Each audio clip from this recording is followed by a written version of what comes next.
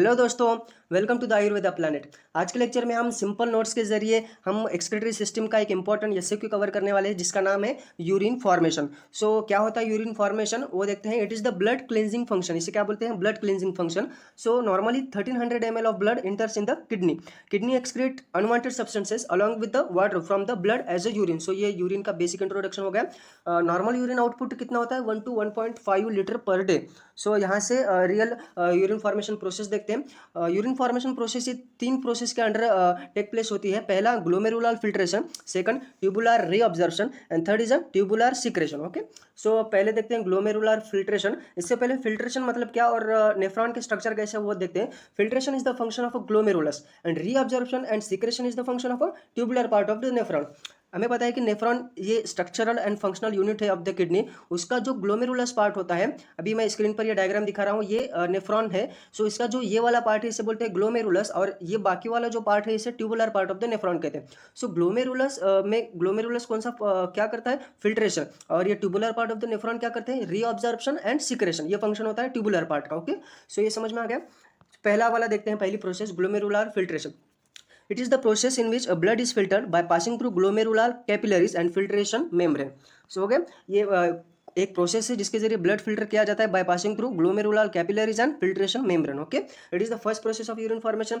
अभी जो filtration membrane से जो ब्लड पास किया जाता है वो filtration membrane made up of 3 layer. Okay, कौन सी 3 लेयर है वो? ग्लोमेरुलर कैपिलरी मेम्ब्रेन जिन यहाँ पे है, second basement membrane and third visceral layer of Bowman's capsule. इसकी जो पहली लेयर है इसके बारे में कुछ इन्फॉर्मेशन दी गई है। It is formed by the endothelial cell attached to the basement membrane. Capillary membrane has many pores called the filtration pores. ये एटलीस्ट हमें फिल्ट्रेशन मेम्ब्रेन के 3 लेयर याद होने चाहिए, glomerular capillary membrane, basement membrane and visceral layer of Bowman's capsule. पहली जो process है glomerular filtration, वो उसकी किस तरीके से परफॉर्म होती है वो देखते हैं उसकी process. When blood is passes through the glomerular capillaries, plasma is filtered into the Bowman's capsule. All the plasma is filter except the plasma protein. ये उसका कैरेक्टरिस्टिक फीचर है कि all the plasma is filter except the plasma protein. That's why it is also called as ultra filtration. आगे वो point आएगा। Filter fluid is called as a glomerular filter. समझ में आ गया। इसकी ये कैरेक्टरिस्टिक है, सारा प्लाज्मा ब्लड जब पास किया जाता है ग्लोमेरुलर कैपिलरीज में से, all the plasma is filter except the plasma protein. Next point वही है कि it is also called as ultra filtration because even the smallest particle are filter but plasma protein are not filter. इसका reason ये है कि molecular size is larger than the filtration pores, so that's why the plasma protein can not be filtered. फिर glomerular filtration GFR rate हम देखते हैं, उसका वो कितना होता है। नॉर्मली जीएफआर इज 125 ml पर मिनट। अगर वहीं डे की बात की जाए तो 180 लीटर पर डे इतना ग्लोमेरुलर फिल्ट्रेशन रेट होता है। ओके, देन सेकंड प्रोसेस है ट्यूबुलर रीअब्जॉर्प्शन। ये क्या होती है? Tubular reabsorption is the process by which water, electrolytes and other substances are transported from renal tubules back to the blood. कहाँ से कहाँ जाता है? कहाँ से कहाँ रीअब्जॉर्ब किया जाता है? From renal tubules back to the blood. ये होता है ट्यूबुलर रीअब्जॉर्प्शन बोलते हैं इसे। ट्यूबुलर रीअब्जॉर्प्शन इसे सेलेक्टिव रीअब्जॉर्प्शन कहा जाता है। क्यों कहा जाता है? बिकॉज ये tubular cells reabsorbs only those substances which are necessary for the body, so that's why it is called as a selective reabsorption. ये हो गया ट्यूबुलर रीअब्जॉर्प्शन का।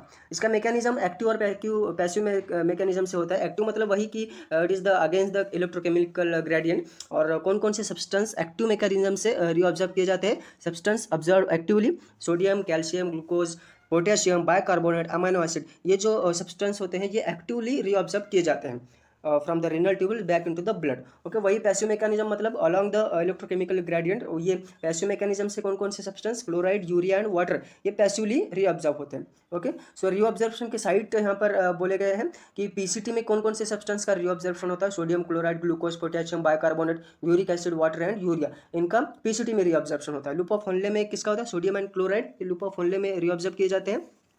डीसीटी में sodium chloride, calcium, bicarbonate, water का reabsorption होता है। Collecting duct में water, urea, sodium का।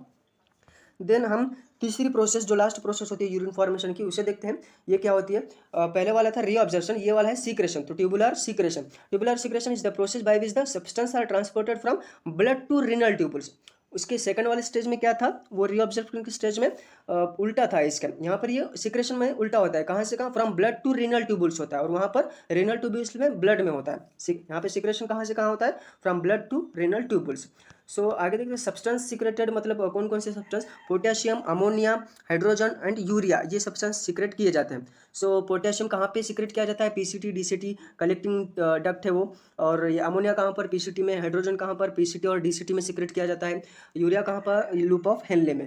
इतना ये 3 प्रोसेस है यूरिन फॉर्मेशन। इतने में ही यूरिन फॉर्मेशन हमने कंप्लीट कर दिया है। एग्जाम में अगर ऐसे क्यों यूरिन फॉर्मेशन के लिए आता है, अगर आप इतना भी अच्छे से लिखोगे तो it is more than enough, बहुत अच्छे से। आगे हमने यहाँ पर क्या लिखा है कि आप ये नेफ्रॉन की एक डायग्राम यहाँ पर निकाल सकते हो। इंप्रेशन बहुत अच्छा गिरने के लिए नेफ्रॉन का अगर डायग्राम निकाल के उसे लेबल कर दोगे तो वो मोर देन सफिशिएंट हो जाएगा। ओके, समझ में आया? होप आपको समझ में आया। थैंक